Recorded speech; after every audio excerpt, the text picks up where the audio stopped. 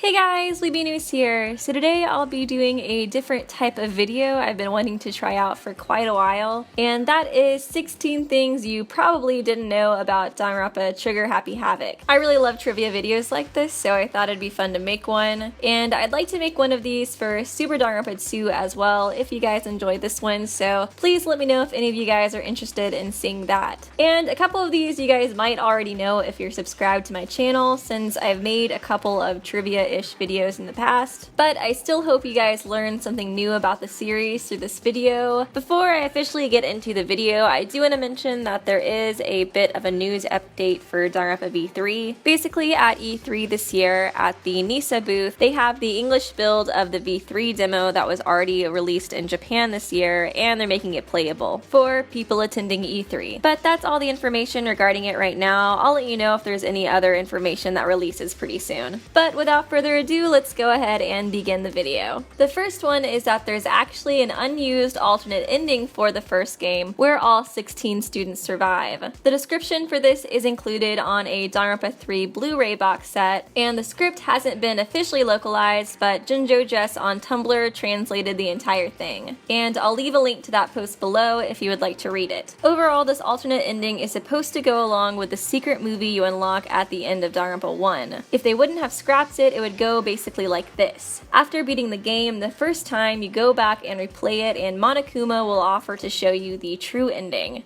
where if you decide to go to the entrance hall before Mizuno is killed, the alternate ending will begin, where in this case, Monokuma tells the students that he's only interested in them if they have an ultimate talent. Therefore, if they give up their talent, Monokuma will allow them all to escape without having to participate in the killing game. After they decide to give up their talents to escape, and it shows the door opening up for them to leave, it switches to Makoto, who wakes up in normal Hope's Peak Academy, contemplating the strange dream he had about a killing game and a monochrome bear. The ending's pretty strange, but it shows us a bit of what the character's alternate future is, even if it is all supposed to be Makoto's dream. Like I said though, I'll link down the full script below if you guys want to read it. When asked where the idea of the truth bullet came from, the creator of the series, Kazutaka Kodaka, admitted that they were inspired by the popular video uploading website Nico Nico, since he states that the main way it's different from YouTube is that on Nico Nico, when a user is watching a video, they can type comments and see them fly across the screen, and other users can choose to break these comments. They thought that this visual would add a cool shooting element to the game and took inspiration from this website. Number 3. The game's character designer Rui Kamatsuzaki admitted that Mizuno and Leon were the first characters to be designed for the game, and that they got used as bases for the rest of the cast, and also that since him and his team had to continually go back to these characters to design the rest of the cast, the team got tired of looking at them, and this is the reason why they were chosen as two of the first characters to die. He adds in that it was truly a sad existence for these two. Number 4. Relating to the bad ending you receive in Danganronpa 1 after you choose not to trust Kirigiri, Kodaka explains in an interview that all the children seen in the bad end are actually Asahina's, even the blonde one that looks like it could belong to Toko and Byakuya. And also he mentions in this that her death was caused by, in his own words, her just exploding for some reason. It seems as if Fukawa was one of his favorite characters to write because of her over-the-top Shubi Neo personality, and he admits that most of the time he didn't really know what to do with her character, specifically in this scenario, and also her placement in the fan servicey bath scene as well. Number 5. Distrust, the beta version of Danganronpa 1. So if you're already subscribed to my channel, then you probably know this one. I made an entire video dedicated to this bit of trivia, since there's a good bit to it. So if you want to know everything regarding this, I'd recommend watching that video, as I'll be grazing over it here. But the original Danganronpa was called Distrust and was originally meant to have a much darker, realistic setting. Everything from the atmosphere to the story was much darker, and apparently the death discoveries were far more gruesome as well, including one death where a character finds another severed head at one point. It also has incredibly different gameplay mechanics too, including a trust and distrust system that could entirely change the outcome of the game depending on who you trusted more. Also, it's notable that many of the beta characters look very different than their own official versions, especially Nightmare Fuel Monokuma, who's an anatomy model in this beta. And strangely enough, another key difference is that it appears as if Kirigiri is the first to die in what little gameplay of the beta we have online. But like I said, I am very briefly covering this here. If you would like to know all of the trivia relating to this, you can check out my video on it. Number 6. Amakusa on a GameFAQs forum translated a favorite characters poll hosted in Japan before Danganronpa Animation's release. The list shows the top 10 most popular characters from the first game, with Tagami ranked as number 1, Naegi as number 2, and Ishimaru as number 3. The article this user translated also shows some pictures of a Danganronpa event held in Japan where Celeste's voice actress can be seen wearing her character's outfit. Number 7. Kirigiri's haircut. Originally, the creators wanted Kirigiri to cut her hair at some point in Trigger Happy Havoc, but ended up scrapping the idea since they were unable to fit it into the story. Regarding this, Komatsuzaki stated, "I couldn't decide between her current hairstyle and a short one, and since our producer thought both looked nice, he suggested a haircutting scene in the middle of the game. We ended up ditching it because she's set up as a double heroine to Mizuno, so her long hair also serves as a shared feature between the two." Number 8. For personal reasons, Kodaka states that he prefers Danganronpa 1 over Super Danganronpa 2, since Danganronpa 1 was the first game that he ever led as a project head, and since it was the game to break through and start everything. But he also mentions that he thinks the scenario for Super Danganronpa 2 is stronger, and that he catches himself crying while playing the latter half of the game, since he finds some parts to be so moving. Number 9. Kodaka has admitted to being a fan of the Ace Attorney and Persona series. Regarding Ace Attorney, he states he's okay with lending Monokuma to Ace Attorney, but he feels like if the Danganronpa developers got the characters, they would end up murdering someone or something. If he had the chance to use those characters, he said he'd definitely want to kill them in Danganronpa. As for Persona, he believes that if there was a collab, that Monokuma would definitely kill Teddy. Number 10. One of the most triggering questions you can ask a Danganronpa fan is, why is the blood pink? Many people seem to initially think that it was due to the creators trying to keep the ratings down, but Kodaka said it was because he believed it fit the psychopop art theme the series was going for. Number 11. The development for a Danganronpa game is much shorter than most games. It only takes about a year to make one of the main titles, although it took about 6 months extra for the creators to polish out the design for Trigger Happy Havoc, and then a year for the official development after that. Number 12. The unused executions. The visual fanbook for Danganronpa 1 has unused execution descriptions for all of the characters that didn't get one in the game. All the descriptions were officially made by the creators of the game, but unfortunately the only official art we have for any of these executions is Yamada's, which was included in the Danganronpa 1 demo manga. A popular Pixiv user and doshinji artist named Orima has created their own renditions of each execution, and the art is so good that many people actually mistake it as canon artwork.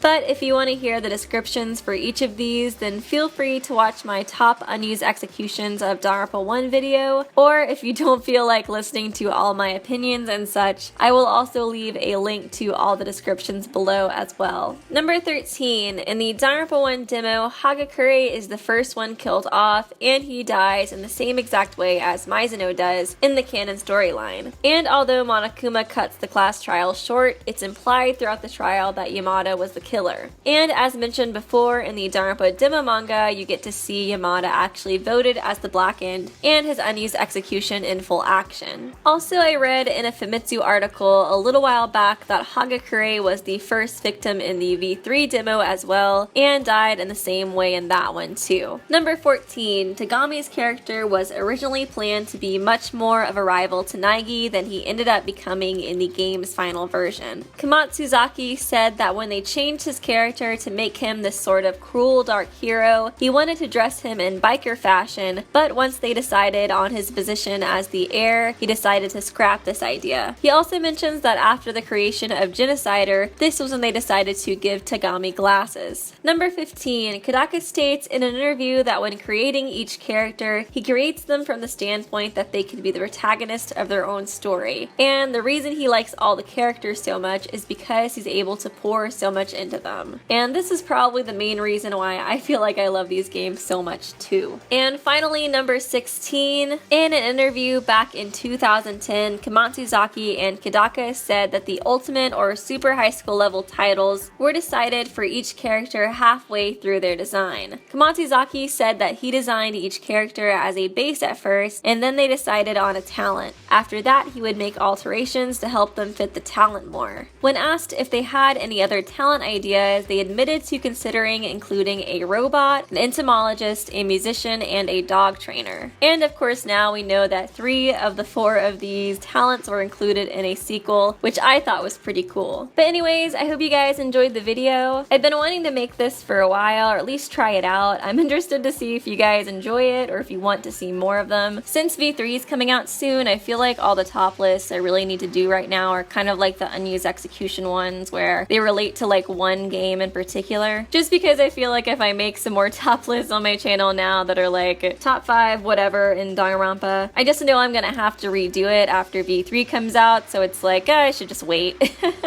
But up next will be the Kirigiri analysis. I have a feeling it's gonna take a little while because there's just so much stuff to look through, but I will try to get it up as quickly as I can. And the last update I kind of want to give is I did post recently on like I think almost all my accounts that I'm not going to be doing any more V3 theory videos. I received like a vague spoiler message on one of my accounts, and like it's pretty vague and I'm not 100% sure I know what happens or that I'm even like officially spoiled on something, but like that combined with a couple comments that I think the comments would have been fine by themselves, but after getting that message it was like, ah crap, like I feel like I can figure out a spoiler from this. So I just decided overall no more V3 videos until my playthrough of it. I will be doing either a live stream or a let's play of the game whenever it comes out. I'm not 100% sure which one though yet because originally I wanted to do a live stream, but I'm out of town a lot for work and hotel Wi-Fi is just like terrible, so a let's play might just be easier. But I'll keep you guys updated on all of that when we get closer to the game's release. But anyways, I hope you guys did enjoy the video. Please let me know if this is something you're interested in and I'll make a couple more of these. If not, I'll try to figure out a different type of video to do in the meantime before V3's release. But anyways, I hope you guys did enjoy the video and I will see you real soon. Subscribe to Weeby News for more hope-filled videos.